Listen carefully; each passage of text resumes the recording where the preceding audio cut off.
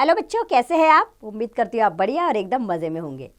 तो आइए बच्चों, आज हम इस अध्याय में पढ़ने वाले हैं काल के विषय में। माधव आज आर्मी सेना में प्रशिक्षण के लिए जा रहा है। उसने कई वर्षों से इस दिन की प्रतीक्षा की थी। अब कुछ दिनों में वह एक बड़ा अफसर बन जाएगा।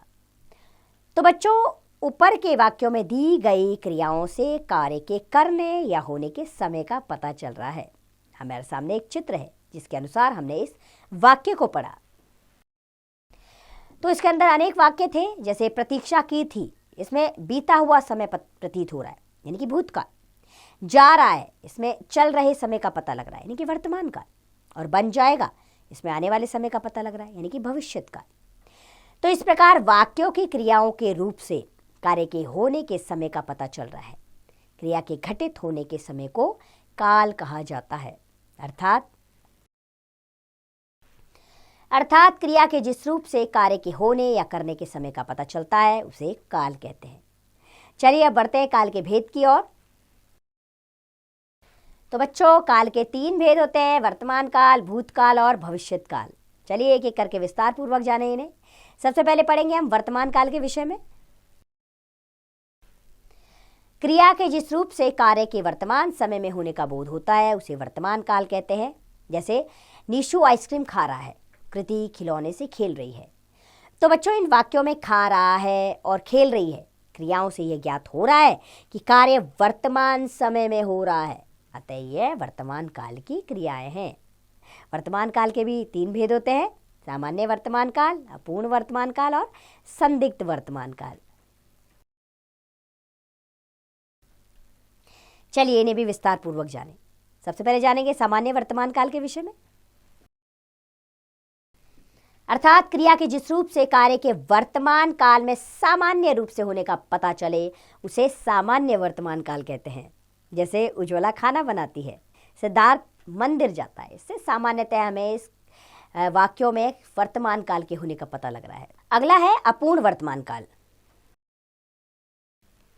अर्थात क्रिया के जिस रूप से कार्य के वर्तमान काल में होते रहने का पता चलता है उसे अपूर्ण वर्तमान काल कहते हैं। जैसे विद्यालय में पढ़ाई हो रही है, रमा की माँ कपड़े धो रही है। अर्थात वर्तमान काल में कार्य इन वाक्यों में चल रहा है, इसलिए वाक्य अपूर्ण वर्तमान काल के उदाहरण है।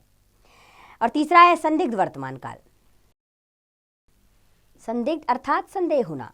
अर्थात क्रिया के जिस रूप से कार्य के वर्तमान समय में होने अथवा करने में संदेह पाया जाए उसे संदिग्ध वर्तमान काल कहते हैं।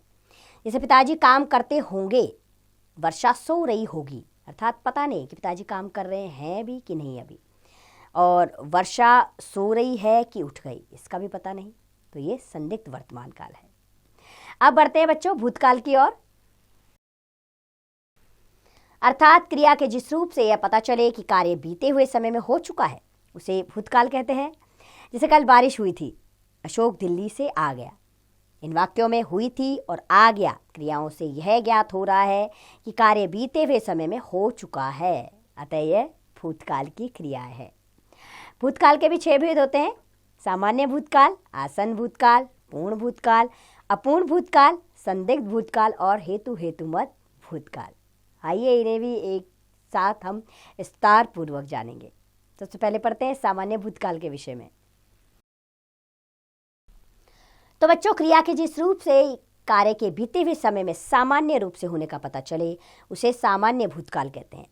जैसे मोहसिन एक खिलौना लाया, किसानों ने प्रदर्शनी देखी। इसमें कार्य सामान्य भूतकाल में होता हुआ नजर आ रहा है, तो यह वाक्य सामान्य भूतकाल के उदाहरण है।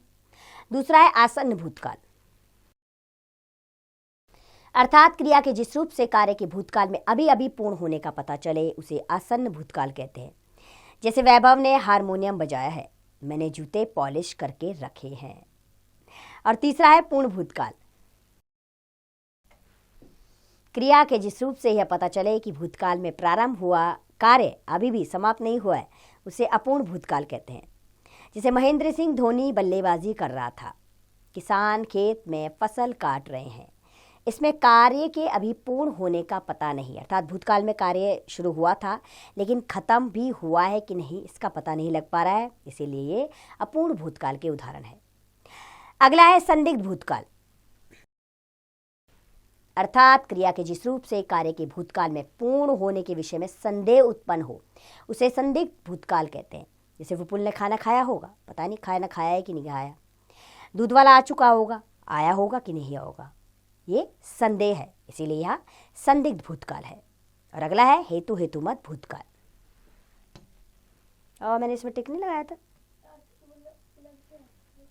नहीं लगा संदिग्ध भूतकाल में, दोबारा पढ़ना पड़ेगा। अगला है संदिग्ध भूतकाल। अर्थात क्रिया के जिस रूप से कार्य के भूतकाल में पूर्ण होने के विषय में संदेह उत्पन्न हो उसे संदिग्ध भूतकाल कहते हैं। जैसे विपुल ने खाना खाया होगा, पता नहीं खाना खाया होगा न खाया होगा, तो संदेह उत्पन्न हो रहा है, तो यहाँ पर संदिग्ध भूतकाल है। दूध वाला आ चुका होगा, पता नहीं आ चुका होगा या नहीं, संदेह है तो संदिग्ध भूतकाल होगा। और अगला है हेतु हेतुमत भूतकाल। अर्थात क्रिया के जिस रूप से कार्य के भूतकाल में होने का संकेत तो मिले किंतु किसी कारणवश कार्य हो ना पाए उसे हेतु हेतुमत भूतकाल कहते हैं। जैसे यदि वर्षा समय पर होती तो फसल अच्छी होती, अर्थात अगर एक कार्य संपन्न होता तो ही दूसरा हो पाता।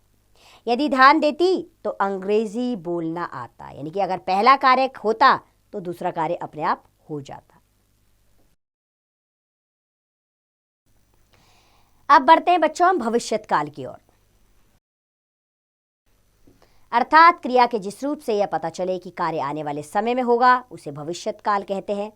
जैसे मैं कल आगरा जाऊंगा, 2 अक्टूबर को विद्यालय बंद रहेगा, तो इन वाक्यों में बच्चों जाऊंगा और रहेगा क्रियाओं से कार्य के आने वाले समय में होने का बोध हो रहा है, अतः यह भविष्यत काल की क्रियाएं हैं।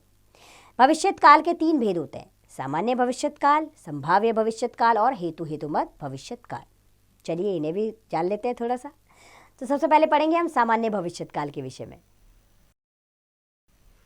अर्थात क्रिया के जिस रूप से कार्य के भविष्यत काल में सामान्य रूप से होने का पता चले उसे सामान्य भविष्यत काल कहते हैं। जैसे हम कल लखनऊ जाएंगे, हम मिलकर गीत गाएंगे, यानी कि कार्य होगा, तो ये सामान्य भविष्यत काल है। दूसरा है संभाव्य भविष्यत काल। अर्थात क्रिया के जिस रूप से कार्य के भविष्यत काल में होने का संदेह या संभावना पाई जाए उसे संभाव्य भविष्यत काल कहते हैं। जैसे संभवतः आज तेज बारिश होगी, शायद हमारा विद्यालय पिकनिक पर जाएगा, तो इसमें संभावना व्यक्त की जा रही है, तो यहाँ पर संभाव्य भविष्यत काल है। अब तीसरा है हेतु हेतुमत भविष्यत काल।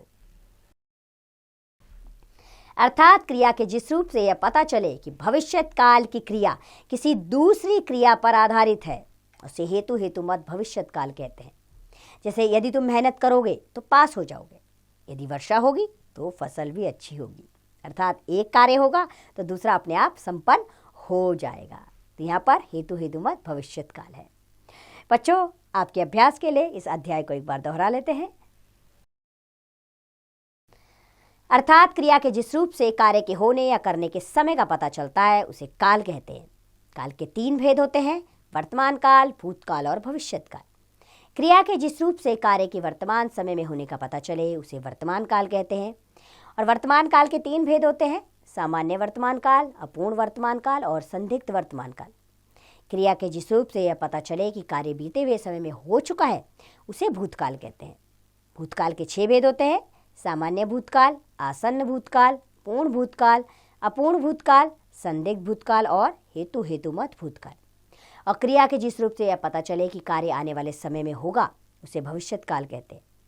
भविष्यत काल के भी 3 भेद होते हैं, सामान्य भविष्यत काल, संभाव्य भविष्यत काल और हेतु हेतुमत भविष्यत काल।